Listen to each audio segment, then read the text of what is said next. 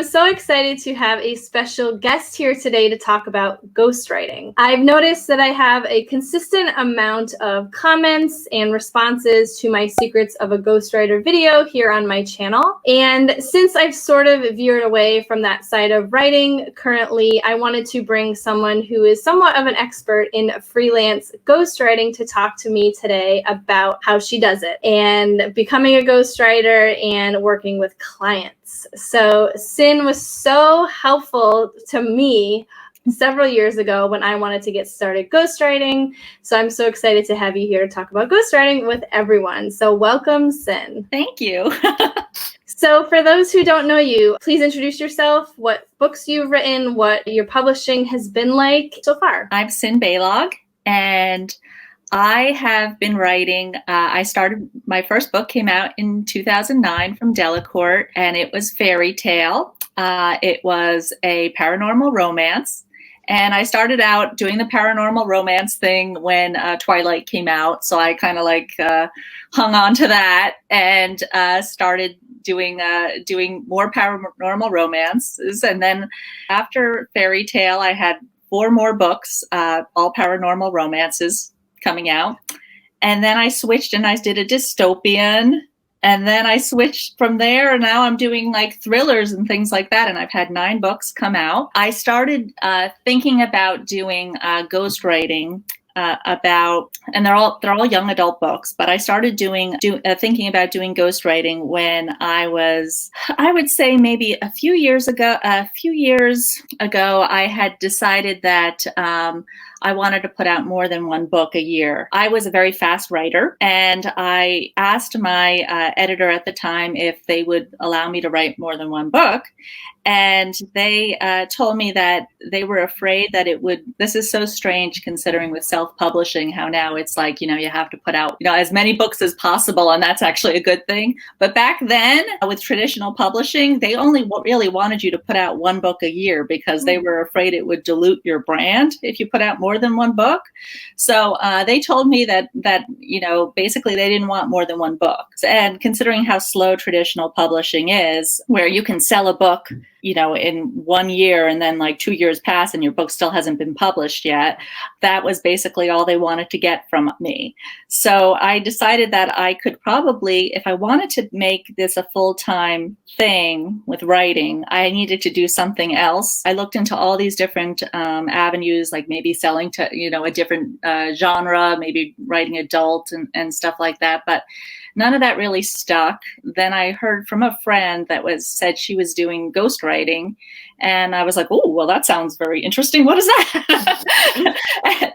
And she told me, and actually, the first ghostwriting job that I did was through my agent, who had there was somebody who was doing self-publishing, and she was making a killing in it because it was probably, I'd say 2013 maybe, and she was making a killing with it, and she really needed other writers to write for her.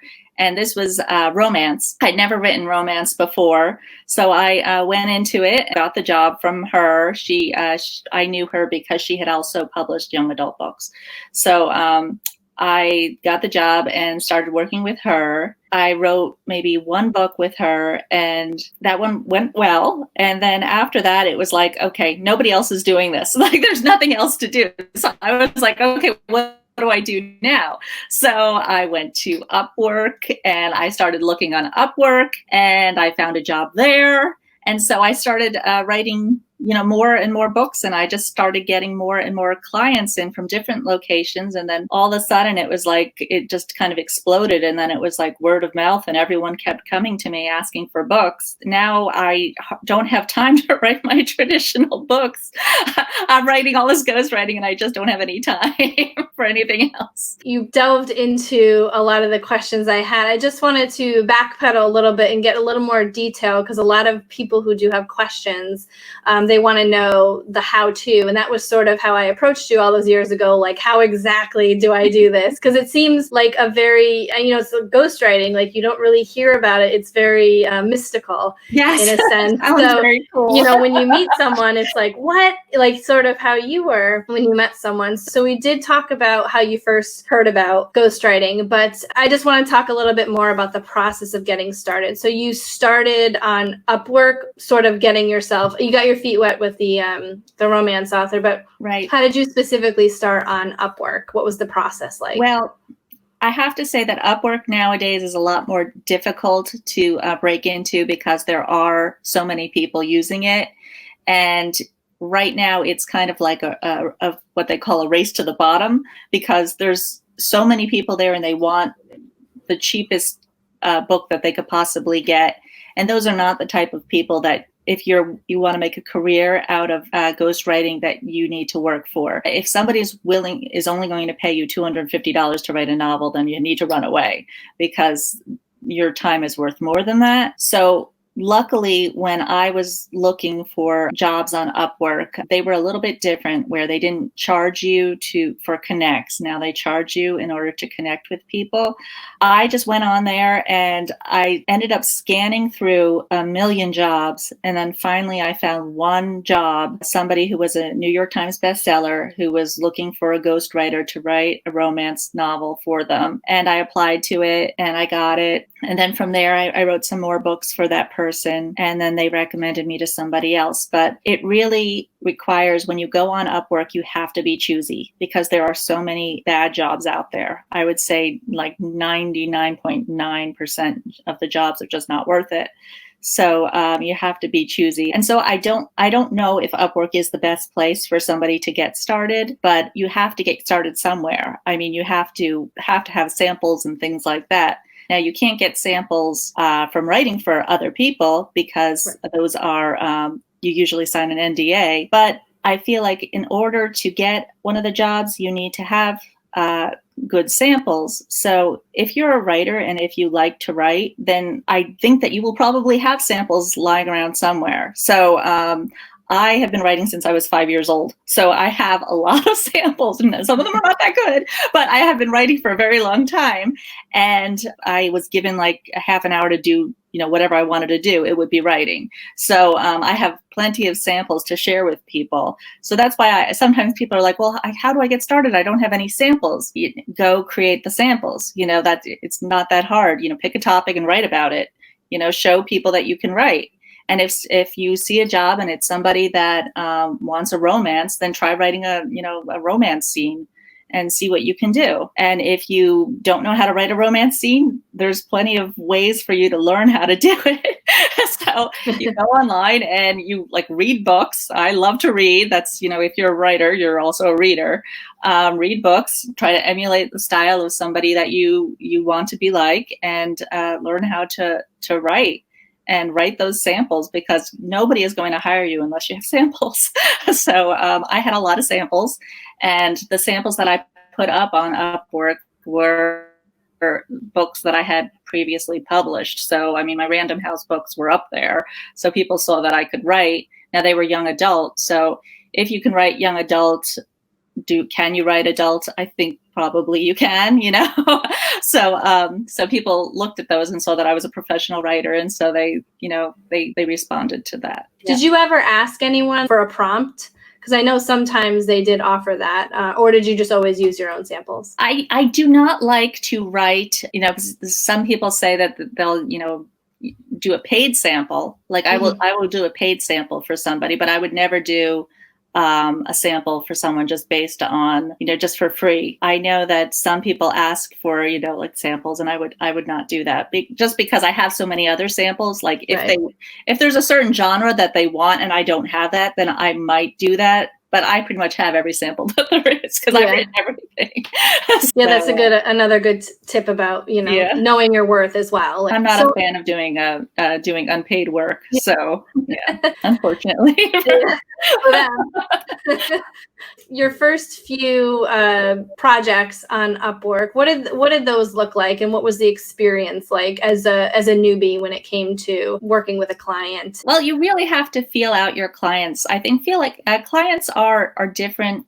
Each client that I work with is completely different. The first client that I worked with, she wanted to see, it was a husband and wife team, and they wanted to see whatever I wrote. They wanted to see like every 10,000 words. So I would send it to them, and then they would edit it, and then they would send it back to me, and then I would, write the next part. I try to be as flexible as possible with people and write the way that they want to. Like if they want to see my book if they want to see it as I'm writing it on Google Docs, then I will do that for them. Or I have certain clients that are just like, write the whole book and then send it to me when you're done, and I'll take a look at it. And they don't really care. Anywhere in between, I have clients with any requirement, and I just try to be as flexible as possible. And I think it's important to be flexible. However, there are some things that I don't do. And I did have one client that wanted me to basically be on the phone with them the entire time writing the book. And I said, that would take forever, and I do not do that. So I cannot think on the fly like that when I'm on the phone with somebody. So I told them that I couldn't do that. And we ended up not working together because they really wanted somebody that would do that. But yeah, I think it's important to be flexible and to learn to write in any situation. Like I said, I've been writing for a very long time. So writing is like a second nature to me. The more you do it, the better you get at it. So that's why I'm, able to do it pretty easily. Anyway, if somebody wants me to do it. Now, once you were settled into this role, how did you focus on building your client base? There are a couple different ways that I really found helpful to me with building ghostwriting. Well, first of all, word of mouth was so huge. I got so many clients there was one person that I was doing plots for. And basically, all I was doing was writing. She'd be like, do a plot, and it's a romance plot that includes like these 3 tropes. And I would just write, this like sentence by sentence plot for this person. And I wrote like 30 of them for this person at one time.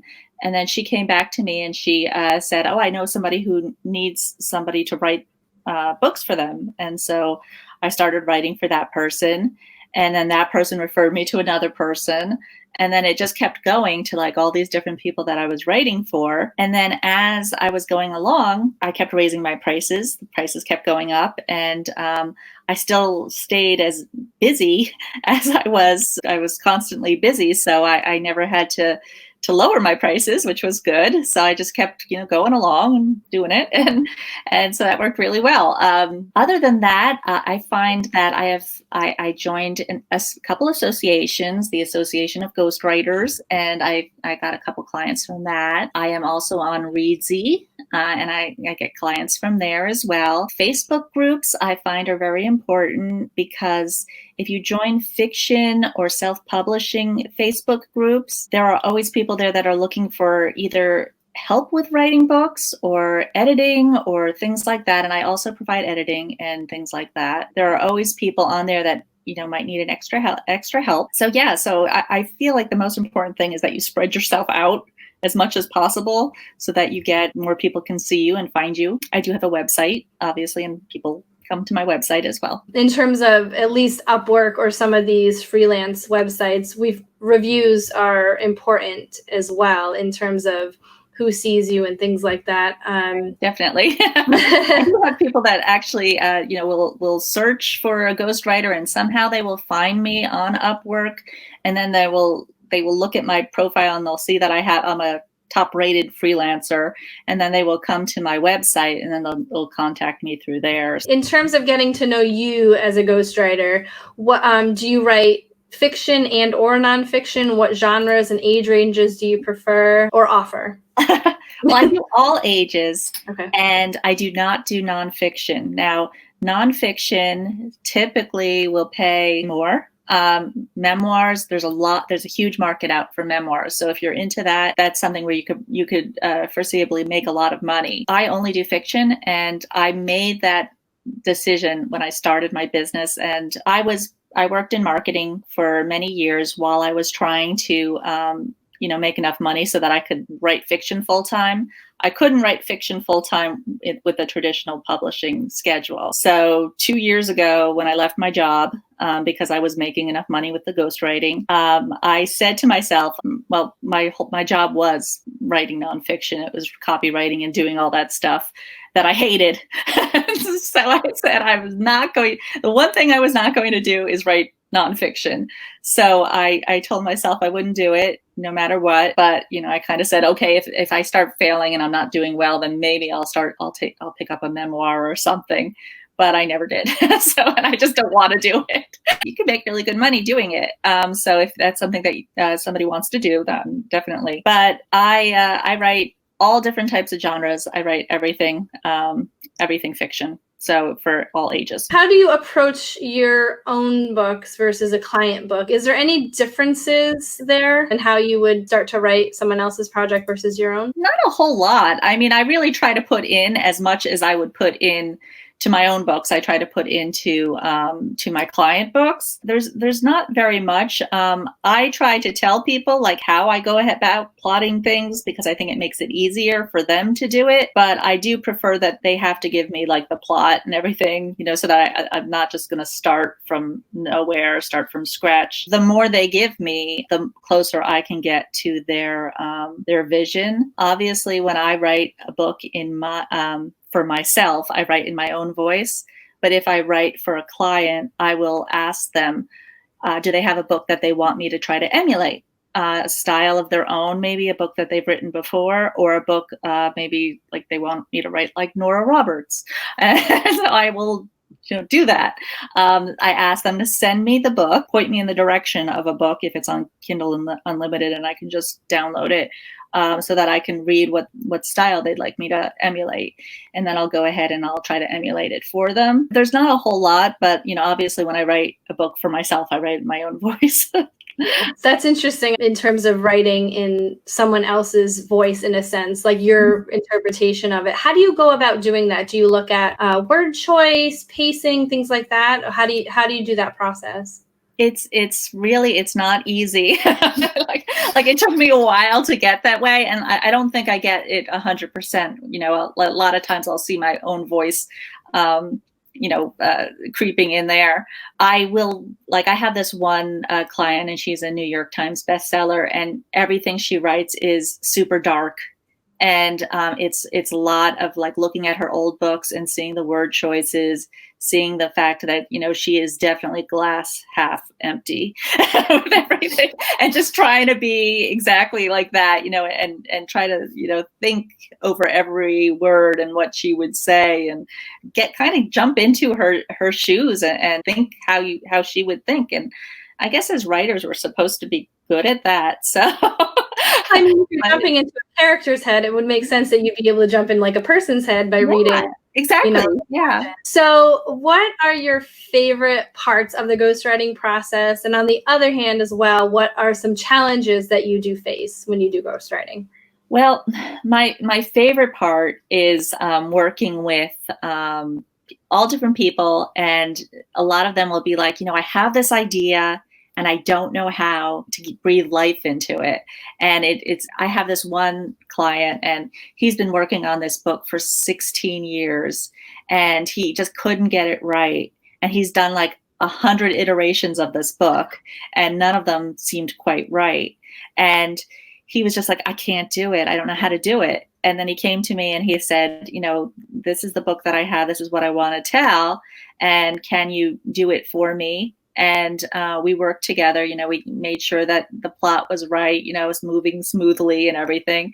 And then I wrote it and he got it and he was like, oh my God, this is perfect. This is what I've been waiting I've been looking for you this long. And And this is exactly what I wanted to tell and how I wanted to tell this story. So just being able to make that happen for somebody was just like it's like an honor. It just makes me so happy. Like, that's why I love this job, That's awesome. So, but yeah, and then I have another author too, and she is a bestseller, but she has one book that it's like the book of her heart, and she doesn't know how to tell it. And she's so close to it, and she just loves the material so much, but she doesn't know how to tell it. And to be able to look at the book, and that's the thing I specialize in, is to look at like something from take a step away from it and look at it and say, okay, this is how you need to tell the story, and this is the way it's going to work. And having them come back and be like, yes, that's exactly it. That's just so much fun. I love doing it. So it's actually even people always say to me like, oh, don't you feel bad that your name isn't on that book? And honestly, I don't feel bad at all about that, because I feel like I'm helping people. And I mean, I have my own books out there, and I know that having your own books means you have to market, and means that you have to deal with bad reviews, and you have to deal with all that stuff.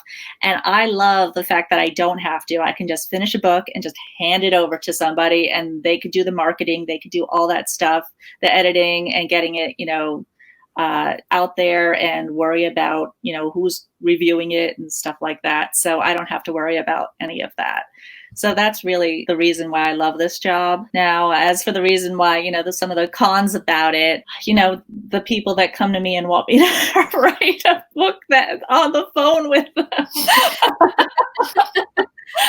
That I don't like. I mean, like, I feel bad, because there are some people that are like, well, you should be able to do this book for $250. And like, they don't understand that writing, and they don't understand that how difficult writing a book can be. You get those clients that are like, I've been working 16 years on this book and I can't get it to work. And then you get the other clients that are like, oh, you should be able to just whip that together in like 3 minutes. And it's like, no, that doesn't happen. So there are people, you have to find the people. And like you said, you have to know your worth, and find the people that value you. And sometimes it's a balance. You did touch on it briefly, but there's such a divided view on ghostwriting. Some people do believe that if you write a book, your name should be on the cover. Mm-hmm. And as a ghostwriter, I know I have my opinions about it, but what are your thoughts on this? Like, what would you tell someone who believes that your name should be on the cover? Well, I feel like, just like I said, like, writing a book is not easy. So it's okay if you're asking for help. It's not like somebody says, here, take this idea and run with it, and it's mostly mine. I do what I can to make sure that it's theirs. It's their book. So it's a partnership, and I'm just basically providing the writing for it. And it's okay if you have to ask for help. I mean, a lot of books out there, especially business books and things like that, the person has the talent, they have the ideas, but they just don't have the writing ability. And so I'm there to provide that. So I don't see it as being dishonest in any way. So I definitely agree with that. Do you have any advice for anyone who'd want to jump into the world in ghostwriting as a writer? Do you have any advice from your experience? Well, just get samples, do this, just practice writing. First of all, read, right? If you want to be a writer. There's a lot of people that actually come into ghostwriting, and they're like, well, I'm using it as a springboard to write my own stuff. I'm using it as practice to write my own stuff. Well, I went the opposite way. I wrote my own stuff, and then I decided that I wanted to be a ghostwriter. And I still write my own stuff, so you can do both. I mean, you just really have to get samples, write all the time, read all the time, and look into other writers and other ghostwriters and see what they're doing, and see where you want to focus yourself. You can, focus on nonfiction. You can focus on fiction, like I'm doing.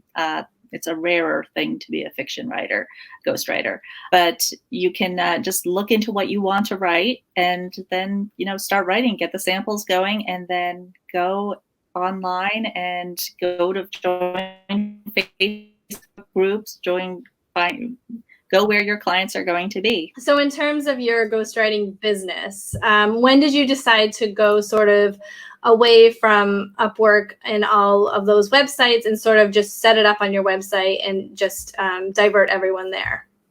Well, I think I started about, I think I made the change about a year ago or so, where I saw that my traditional publishing was maybe about 10% of what I was making.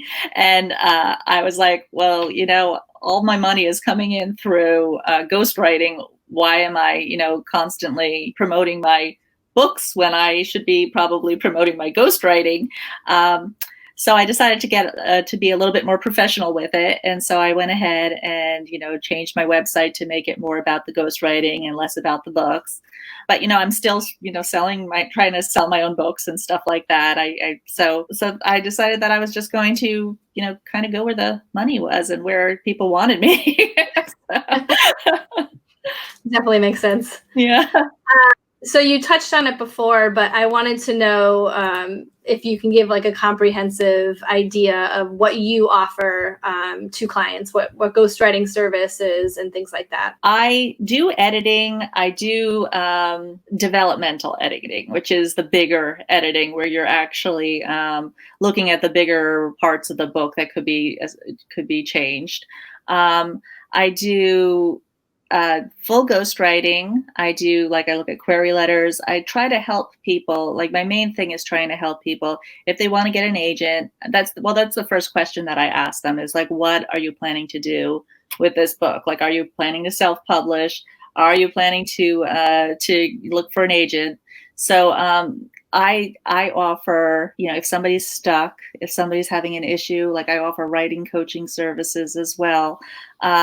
Different ways to help people get that book out there in whatever capacity they need, because it's difficult. Some people get stuck, thinking out the plot. Some people get stuck, with the nitty gritty writing the book itself. So I try to be a one-stop shop for like whatever is holding them up. So I always get a lot of questions about from people wanting me specifically because they see my video to write their book for them. So do you have any advice on how someone could go about hiring a ghostwriter if they do have that idea and don't feel like they're the one to write it? Well, I know that there are lots of different ghostwriters out there, and the prices that people charge are like all over the board. So you really do need to research. You can go on to Upwork, or you could go on to Reedsy to find a ghostwriter. There are agencies that do ghostwriting as well that you can also be a part of.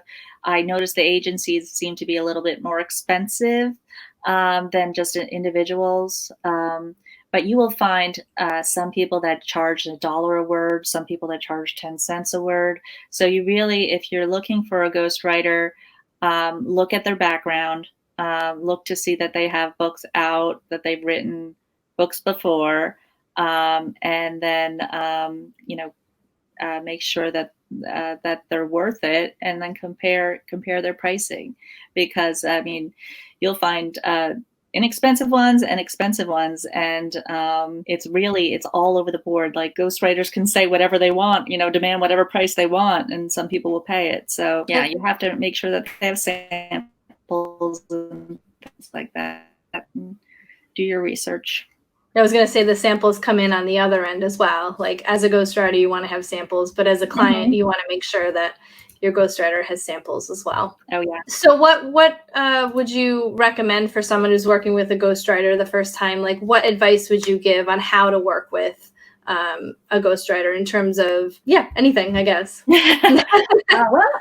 I would definitely say start with as much information as you can possibly get. Like start putting it together, like put together your character profiles, put together your plot information, put together like your beats, like if you know the story as far as how you want it to go. All that information is really like vital to a fiction ghostwriter, and it's necessary if you are, especially if you're like very like much of a control freak and you want it a certain way. If you want it a certain way, then make sure that you tell them that, because if you don't, there's a million different ways to write a story. And so they might not write it the way that you want it to be written. If you don't care, I mean, like if you want it to be written anyway and you really just don't care, then tell them that, like you just want it written anyway. I get a lot of clients that are just like, oh, just write it. I don't care who it sounds like, and I'll do it. Fine.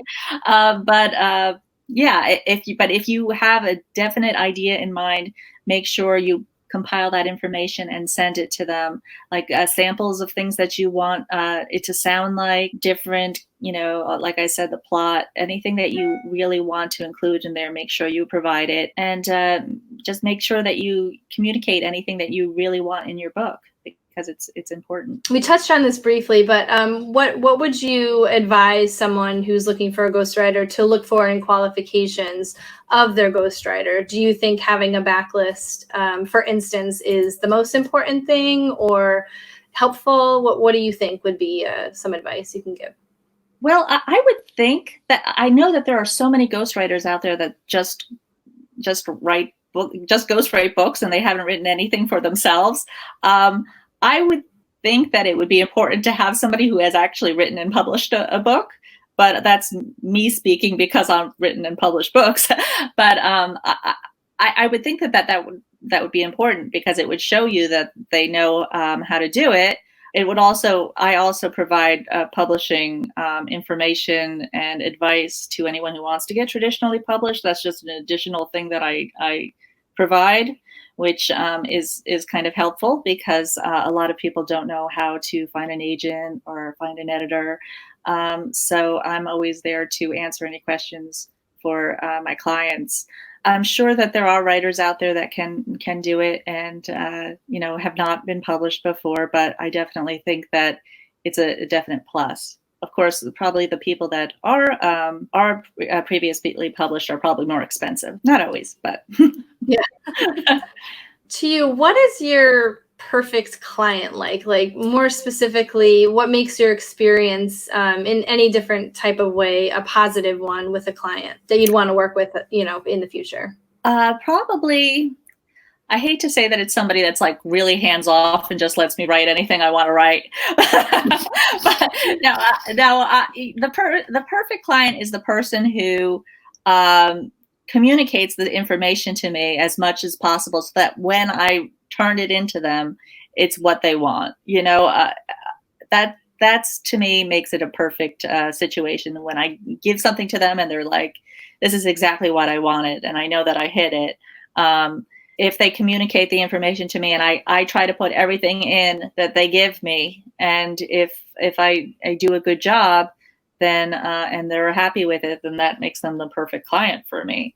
And communicative and able to give me stuff that I need, and yeah, basically that's it. Yeah, and then comes back with more work. So I love repeat clients. I have a lot of them, so that's good too. It's a great thing. On the other side, were there some challenges that you faced with clients that you'd want maybe just to offer some advice on things not to do if someone is looking for a ghostwriter, just to make the process a little more agreeable and like a fun process, more professional? Well, some clients are, I think they just don't know what they want. And I have had a lot of clients come to me and they have a book that's like half written, and they really want to keep that half of the book, or really want me to just kind of write around it. That actually ends up being harder than writing a book from scratch by myself, because it's lacking in plot, it's lacking in all style, and it's just terrible.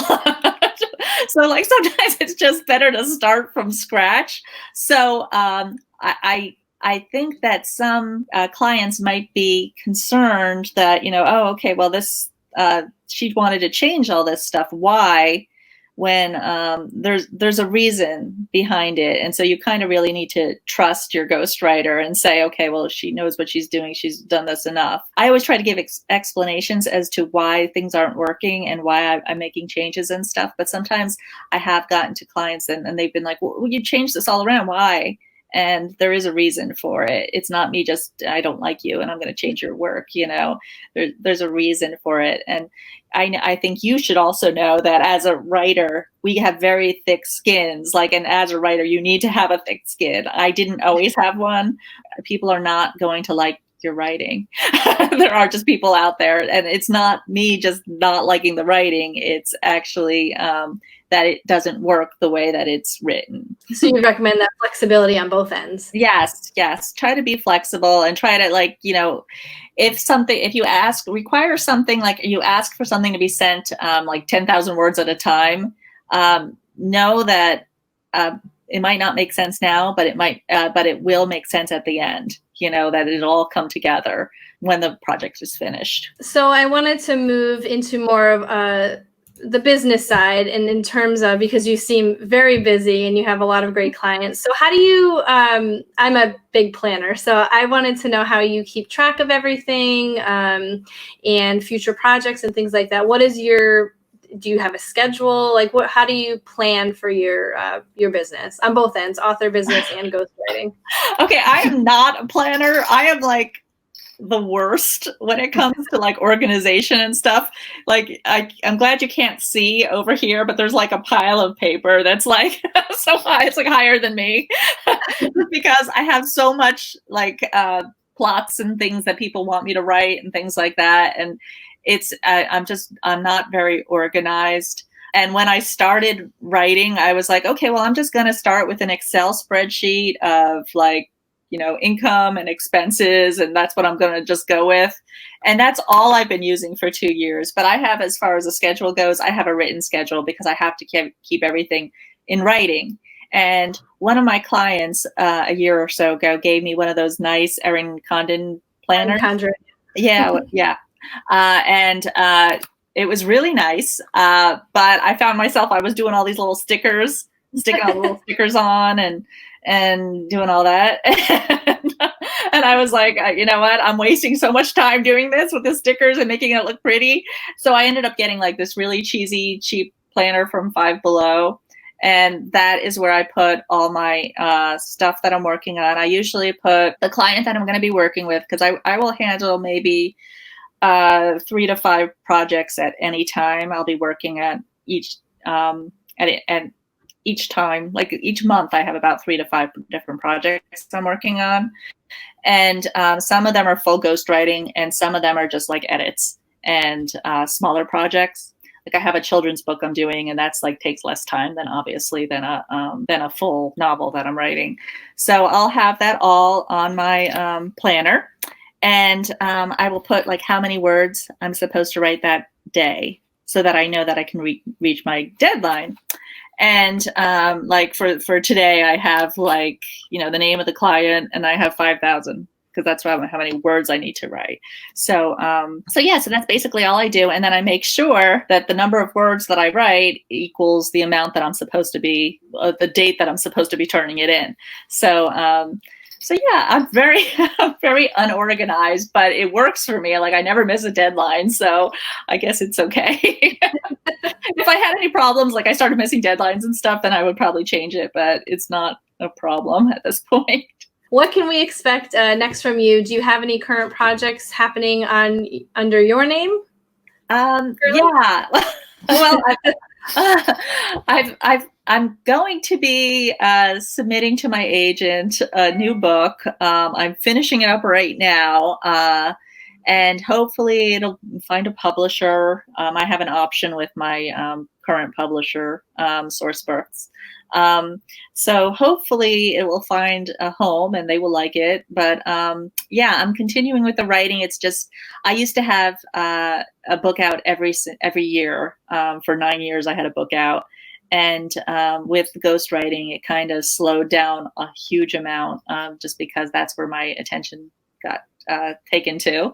So, but I'm still writing my own stuff. And what I do is, is in order to balance the two of them, I write during the day. I write all of my ghostwriting stuff, and now at night I'm like cut off like 6 o'clock.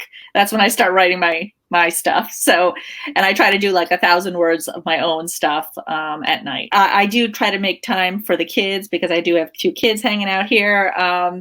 And I try to make time to do to help them with their homework, and to, have family time and go for walks and things like that, so that we can, kind of get together and, get out of the house every once in a while. So where can anyone find you online in regards to your author, under your name and under your ghostwriting? So where can we find you on social media, your website, things like that? It's like super easy. It's my website has everything on it. So it's Cyn Balog, CynBalog.com. So that's where I am. And then all my social media is attached to there. So I don't use Twitter. I have a Twitter account, but you'll never see me on there. I have a Facebook page. I don't really update that very much either. So I don't know. I'm not really social media but I'm on Facebook, I guess. So yeah. Nice. Yeah. Well, you're a busy lady anyway. I can't imagine you'd find too much time for social media, but yeah. So great. That was awesome. I enjoyed speaking with you. Thank you so much for coming on here. And thank you for having me. Yeah. So I'm excited to see what you have next. Thank you. So yeah.